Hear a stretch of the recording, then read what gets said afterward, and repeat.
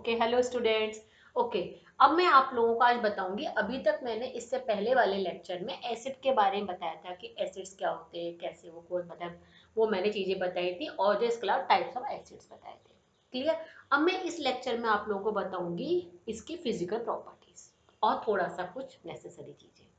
Right. तो अच्छा, ये मैं इससे पहले थोड़ा सा आप लोगों को बता दूं कि कुछ एसिड्स ऐसे होते हैं जो कि नेचुरल अकरिंग, मतलब कि नेचुरल अक्री कैसे हो, जैसे लेमन है, ऑरेंज और लेमन है।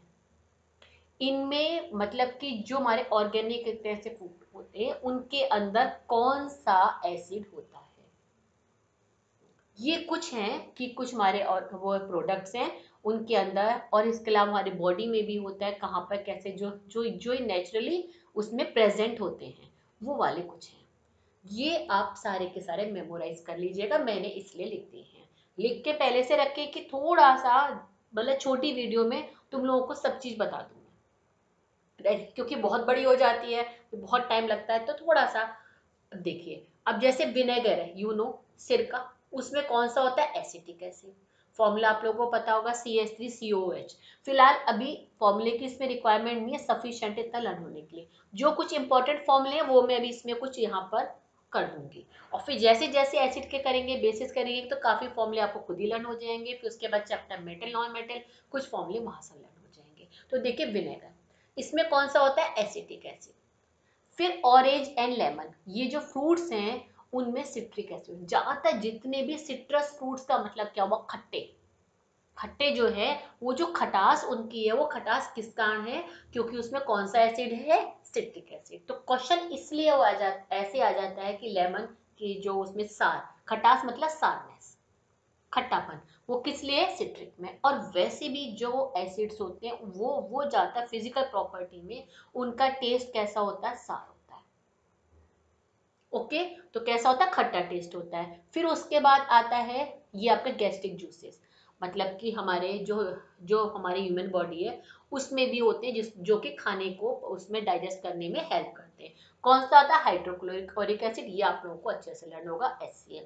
फिर है सार्मिन, मतलब जब दूध खराब हो जाता है, खराब किस लिए है, होने के बाद में पहले से उसमें लैक्टोज उसमें है, लैक्टोज है, वही जब हम दूध को कुछ टाइम बाहर रखे रहेंगे तो बैक्टीरिया उनसे वो होगा, उसके बाद में जो लैक्टोज है वो लैक्टिक एसिड में कन्वर्ट हो जाता है। और जो यूरिन है, यूरिन में कौन सा, यूरिक एसिड है। अब जैसे कई बार कहते हैं किसी का कि आपका यूरिक एसिड बढ़ गया, बॉडी में यूरिक यूरिक ऐसे होता है, बट उसकी परसेंटेज हमारी बॉडी में, बट उनकी 1% के अकॉर्डिंगली होना चाहिए, उससे ज्यादा है कम है वो गलत होता है। तो यूरिक एसिड है तो वो किस में होता है, यूरिन में होता है। फिर उसके स्टिंग ऑफ बीस एंड स्टिंग ऑफ आंट, इनके जो स्टिंग में समझ ही गए आप लोग कि उनका जो डंक एक तरह से हुआ, उसमें क्या होता है, फॉर्मिक एसिड। कौन सा होता है, फॉर्मिक एसिड। हालांकि इसके फॉर्मूले भी मैं कुछ के फॉर्मूले अभी यहाँ पे कुछ थोड़े से फॉर्मूले बता दूंगी जब मैं यहाँ फिजिकल स्टेट वाला बताऊंगी, तो इसमें मैं लिखवाऊंगी यहाँ पे एसिड्स के और उनके फॉर्मूले भी लिखूंगी, क्योंकि जैसे फिजिकल स्टेट में कुछ लिक्विड में कुछ सॉलिड में होते हैं, तो मैं कुछ एग्जांपल्स आप लोगों को दूंगी कि कौन से ऐसे एसिड हैं जो कि फिजिकल स्टेट में लिक्विड होते हैं या फिर सॉलिड होते हैं, मतलब मीन्स रूम टेम्परेचर पर, राइट। अब फिर उसके बाद आता है रेसिड्यूअल, मतलब कि जो खराब हो जाता है मक्खन, तो उसमें कौन सा होता है, आप कौन सा होता है आपका butyric acid, BUTYRIC, butyric acid. फिर है एप्पल्स, एप्पल्स में कौन सा होता है, मैलिएक एसिड। और इसके अलावा एप्पल में ये भी होता है कौन सा आपका टार्ट्रिक एसिड भी होता है, इसलिए देखिए मैंने यहाँ पर टिक मारा है।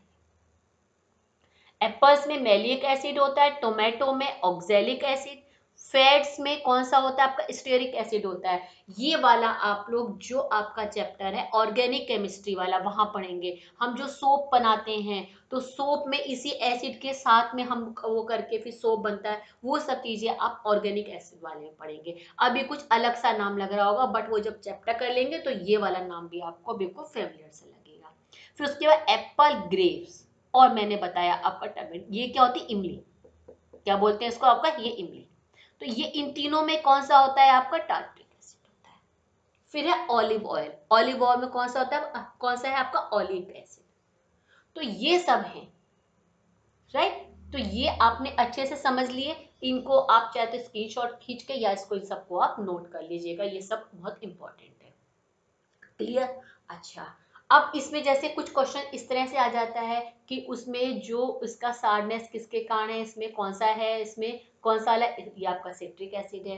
क्यों होते जितने सिट्रस फ्रूट्स क्यों होते हैं, क्योंकि उसमें सिट्रिक एसिड होता है। अब जैसे मिल्क है, क्या वो क्यों हो जाता है, क्योंकि जो उसका लैक्टोज है लैक्टिक एसिड में कन्वर्ट हो गया। तो इस तरह से चीजें, अब जैसे स्टिंग ऑफ बीज हमारे आंट के, जैसे सपोज कहीं पर उसने वो करा बाइट करी, तो क्या होगा, वो सब वहां पर उसकी जगह बिल्कुल रेड हो जाता है, वो जगह हमारी क्या होती है, बिल्कुल स्वॉलो हो जाती है। तो हम क्या करते हैं, उसमें हम क्या करते हैं, आपने कई बार देखा होगा कि जैसे कि जो चाबी की होती है किसकी, आयरन की, उससे हम उसको रब करते हैं तो ठीक हो जाता है। रीजन क्या है, जब मेटल प्लस एसिड, मेटल और एसिड, ये दोनों की दोनों मिलकर के क्या करते हैं, सॉल्ट बनाते हैं। मेटल प्लस एसिड मिलके क्या बनाते हैं, सॉल्ट बनाते हैं। अब जैसे फॉर्मिक एसिड का फॉर्मूला होता है,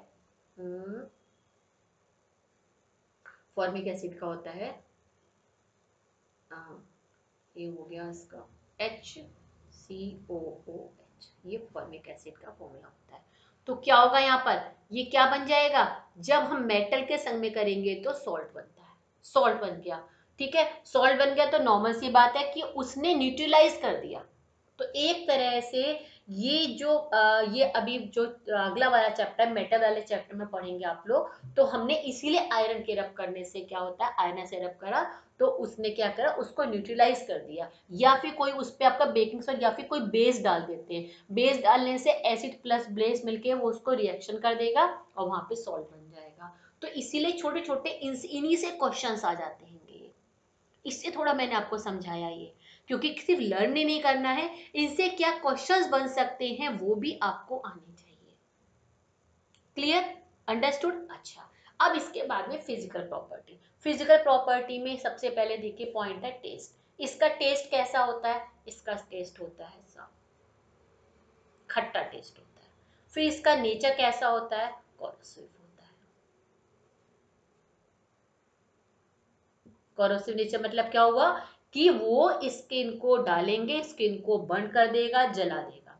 मैं इसमें यहाँ पे कुछ एग्जांपल बताती हूँ, जैसे कि सपोज आपने कंसंट्रेशन H2SO4 डाला स्किन पर, स्किन पर सपोज कहीं डल गया, डालेंगे तो नहीं, डल जाएगा, तो वो क्या करेगा, स्किन जल जाएगी, वो वहां का कलर कैसा हो जाता है, ब्लैक कलर हो जाएगा। ये चीज नोट कर लीजिए। फिर उसके बाद में सपोज जैसे कि वहां पर ब्लैक कलर का स्टेन हो जाता है, स्किन कैसी हो जाती है, ब्लैक स्किन, स्किन कैसा जाता है, ब्लैक कलर का। अब इसी तरह से सपोज कंसंट्रेशन, देखो कंसंट्रेशन मैंने लिखा है क्योंकि डाइल्यूट में तो ये हो सकता है कि काफी मात्रा में वाटर है और H2SO4 बहुत ही ज्यादा उसमें एक आध ड्रॉप है, तो इसे डाइल्यूट नहीं, मैंने कंसंट्रेशन लिखा है। कंसंट्रेशन HNO3 मिस, ये है नाइट्रिक एसिड, ये डालेंगे तो कैसा कलर हो जाता है स्किन का, येलो। ये कलर्स आप लोगों को लर्न होने चाहिए। अच्छा, फिर उसके बाद में आता है कंसंट्रेट HCl, हाइड्रोक्लोरिक एसिड, इसको बोलते हैं nitric acid, sulphuric acid, hydrochloric acid. इसके डालने से कलर हो जाता है अंबर कलर का, अंबर कुछ ब्लू टाइप का कलर होता है, अंबर। क्लियर? अब उसके बाद में आता है कार्बोन। अब और ये मेन तीन लर्न करना सफिशिएंट है, ये सारे के सारे स्ट्रॉन्ग एसिड्स हैं।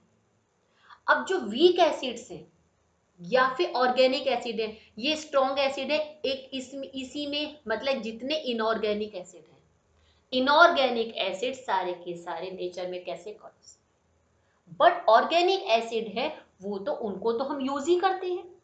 बट इसी में इनऑर्गेनिक में मैंने एक आप लोगों को कौन सा बताया था, कार्बोनिक एसिड, इसको तो हम किस में यूज करते हैं, सॉफ्ट ड्रिंक में। ये जरूर चीज लर्न कर लीजिए, सॉफ्ट ड्रिंक में यूज करते हैं इसको। ऐसा कौन सा वह ये आपका इनऑर्गेनिक एसिड है, स्ट्रॉन्ग एसिड है, ऐसा कौन सा स्ट्रॉन्ग एसिड है, कौन सा, कार्बोनिक एसिड, ये है। इसको सॉफ्ट ड्रिंक में ये नेचर में इतना करोसिव होता है, इतना नहीं होता है, और जितने ऑर्गेनिक है वो सब हमारे उसमें करोसिव नेचर में नहीं होते हैं। ये कौन से, तो जनरली जो इनऑर्गेनिक है वो सारे स्ट्रॉन्ग है, तो उनका नेचर ये है, बट उसमें ये वाला एक्सेप्शनल केस है, अच्छा, अब उसके बाद में आता फिजिकल स्टेट। फिजिकल स्टेट में जो ये होते हैं, ये कैसे होते हैं? फिजिकल स्टेट का मतलब होता है कि room temperature, sorry, physical state मतलब कैसे हैं, लिक्विड है, गैस है या सॉलिड है। ये फिजिकल स्टेट रूम टेम्परेचर पर, अब वो डिपेंड, टेम्परेचर बढ़ा दे तो गैस बन जाएगी। वो तो भाई जैसे वाटर है, वो यदि रूम टेम्परेचर जो है उसमें तो वो जो है वो लिक्विड रहेगा। अब मान लीजिए उसका हम कम कर दें 0 डिग्री, तो वो क्या बन जाता है? आइस बन जाता है। ज्यादा बढ़ाते हैं तो वो गैसों स्टेट में आता है। हम बात करेंगे यहाँ पर रूम टेम्परेचर की बात करते हैं, जो जनरल से रूम टेम्परेचर पे क्या होते हैं? कुछ तो सॉलिड होते हैं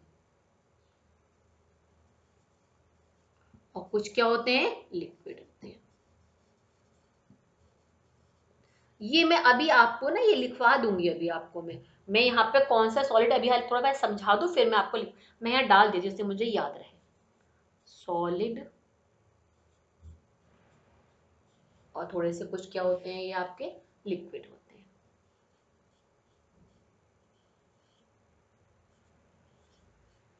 लिक्विड्स होते हैं, सॉलिड्स होते हैं, कुछ लिक्विड्स। वो मैं कुछ सॉलिड्स और लिक्विड्स के आप लोगों को अभी एग्जांपल लिखवा देती हूँ।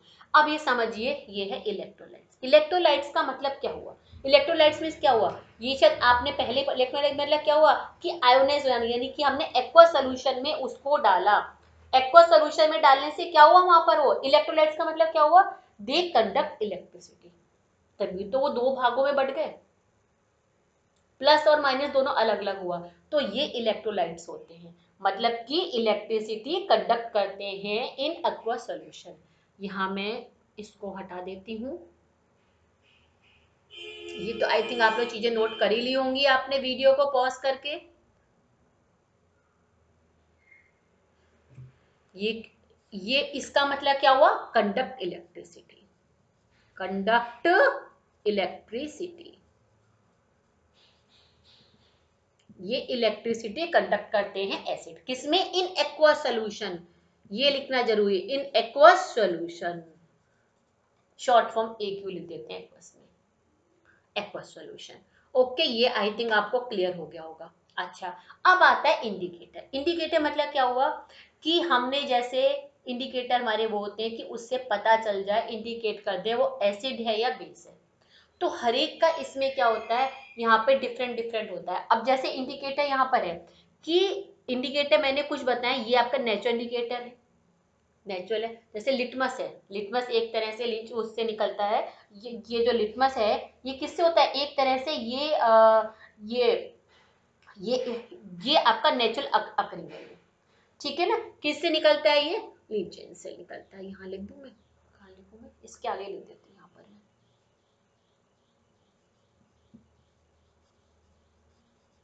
इनसे, इससे ऑप्टेन होता है ये नेचुरल अकरिंग, इससे इंडिकेट होते हैं, इससे हमारा क्या करते हैं, इससे हम ऑप्टेन करते हैं, ठीक है? तो ये इसको क्या करता है, यदि इस पर हम लोग क्या डालेंगे, एसिड डालेंगे, तो क्योंकि ये किस कलर का होता है? ब्लू, ब्लू टू रेड हो जाएगा। क्या हो जाएगा ये? Blue to red. जो ब्लू लिटमस है, ब्लू लिटमस क्या हो जाएगा? ब्लू टू रेड हो जाता है। क्लियर? ओके। अच्छा, अब आता है, ये क्या है आपका मेथड? Methyl orange. सेकंड है मिथाइल ऑरेंज। कौन सा है? Methyl orange. ये क्या होता है? Orange to pink, orange to pink, orange to pink हुआ। ये वाला blue to red, B R याद कर लीजिए, ओ आर याद, ओपी याद कर लिए, ऑरेंज टू पिंक। फिर है ये आपका फिनोप्थेलिन। फिनोप्थेलिन में क्या होता है?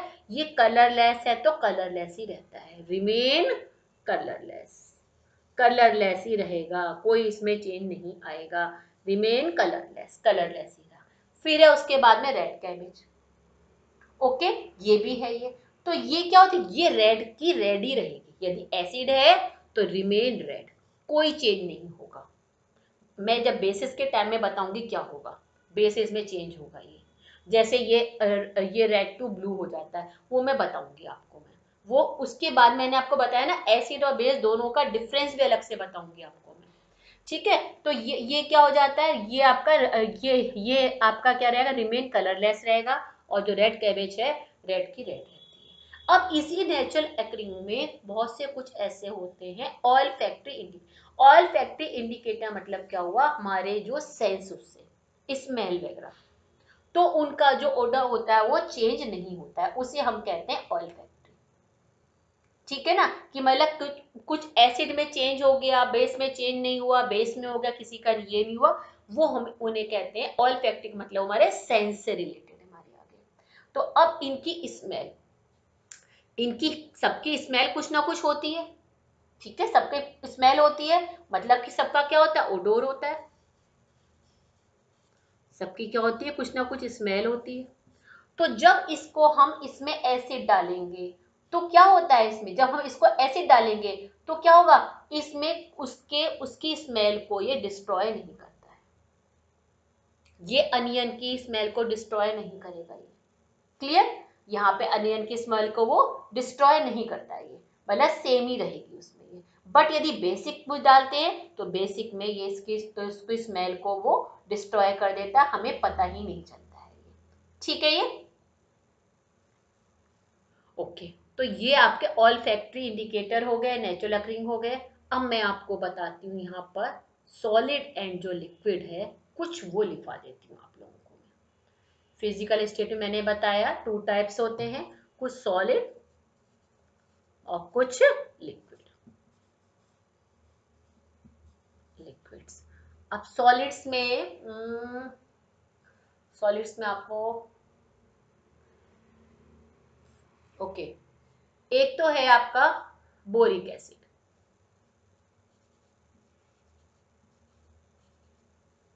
दूसरा मैंने अभी कराया था ऑक्सैलिक एसिड, ये भी कैसा होता है, सॉलिड ही होता है, ये भी रूम टेम्परेचर पर कैसा है, ये सॉलिड ही होता है। और है आपका एक ये वाला भी, ये भी आपका टार्टरिक एसिड भी, ये भी सॉलिड ही रहता है। इसका फॉर्मूला होता है C4H6O6। ये कौन सा हुआ, इसको कहते हैं बोरिक एसिड, ये है ऑक्सैलिक एसिड, इसको कहते हैं टार्टरिक एसिड। देखिए ये ऑक्सैलिक एसिड ये है। तो ये फॉर्मूले हो गए, मैंने कहा था कुछ फॉर्मूले बताऊंगी। अच्छा, फिर उसके बाद में है ये आपका फॉस्फोरिक एसिड, फॉस्फोरिक एसिड। देखिए ये पता है थ्री कैसे, इसकी वैलेंसी 3 है, इसकी 1 है। ये फॉर्मूले भी बनाने आने चाहिए, उसके लिए मैं अलग से बनाऊंगी फॉर्मूले बना। देखिए यहाँ पे इसकी वैलेंसी कितनी 1, इसकी 3, देखिए H3PO4 हो गया। ये सब चीज पता होनी चाहिए। ओके, तो ये मैंने क्या फिर से बताती हूँ, इसको कहते हैं बोरिक एसिड, ऑक्सैलिक एसिड, ये है टार्टरिक एसिड और ये फॉस्फोरिक एसिड। ठीक है, एक होता है आपका सिट्रिक एसिड भी, हाँ सिट्रिक एसिड भी सॉलिड में ही आएगा, सिट्रिक एसिड ये भी सॉलिड में ही आएगा, C6H8O6। क्लियर, ये सब की सब रूम टेम्परेचर पर सॉलिड रहते हैं, इतने लर्न कर लेंगे सफिशिएंट है। Clear, okay. अच्छा, अब उसके बाद में आता है एसिटिक एसिड, ये तो पता ही लिक्विड रहेगा सिर का, एसिटिक एसिड ये लिक्विड है। उसके बाद में कार्बोनिक एसिड H2CO3, इसका फॉर्मूला आप लोगों को लर्न भी हो गया होगा। फिर उसके बाद में आता है हाइड्रोक्लोरिक एसिड, नाइट्रिक एसिड, और इधर यहाँ पर और ये आपका फॉर्मिक एसिड, ये हो गया फॉर्मिक एसिड। क्लियर, और है ये आपका सल्फ्यूरस एसिड और सल्फ्यूरिक एसिड, ये सब लिक्विड होते हैं। मैं फिर से नाम रिपीट करती हूँ, ये acetic acid, carbonic acid, hydrochloric acid, ये नाइट्रिक एसिड, ये है फॉर्मिक एसिड और इसको कहते हैं सल्फ्यूरस एसिड, ये सल्फ्यूरिक। देखिए ये सल्फ्यूरस है और ये सल्फ्यूरिक है। देखिए इसमें से ये जो सारे होते हैं, ये यदि रूम टेम्परेचर पर हैं, ये क्या हो जाते हैं, ये सब के सब हमारे क्या है, ये सारे आपके, ये सब रूम टेम्परेचर पर वेपोराइज हो जाते हैं। ओके, तो इनको ये जितने भी ये सारे के सारे रूम टेम्परेचर क्या होते हैं, ये इजीली वेपोराइज हो जाते हैं यदि इसको हम क्या करें, रूम टेम्परेचर पर या फिर 100 डिग्री सेंटीग्रेड पर इसको हम करेंगे। ये रूम टेम्परेचर, कुछ तो रूम टेम्परेचर को इस पर ये वेपोराइज हो जाते हैं। बट जो H2SO4 है ये वेपोराइज नहीं होता। H2SO4 रूम टेम्परेचर की बात कर रहे हैं। ये वाले जितने भी हैं ये सब के सब रूम टेम्परेचर पर या इसको हम 100 डिग्री पर करेंगे हीट तो ये वेपोराइज हो जाते हैं। ये वाला ये क्या होता है, ये हमारे वेपोराइज नहीं है। इसके लिए एक वर्ड यूज होता है आपका वोलाटाइल। क्या वर्ड यूज होता है, वोलाटाइल। मतलब ये वाले एसिड क्या है, सपोज यदि आपका एग्जांपल आएगा कि एग्जांपल लिखिए आपका वोलाटाइल एसिड का, तो वोलाटाइल एसिड में इनमें से कोई भी एग्जांपल लिख देंगे आप लोग। Clear, understood. आई थिंक आपको फिजिकल स्टेट अच्छे से आपको हो गया होगा। अब मैं आप लोगों को इसके बाद में बताऊंगी इसकी, अब मैं आप लोगों को बेसिस समझाऊंगी। बेस के बाद में फिर मैं एसिड की और बेस की दोनों की एक साथ केमिकल प्रॉपर्टी बताऊंगी। ठीक है, ओके राइट, ठीक है।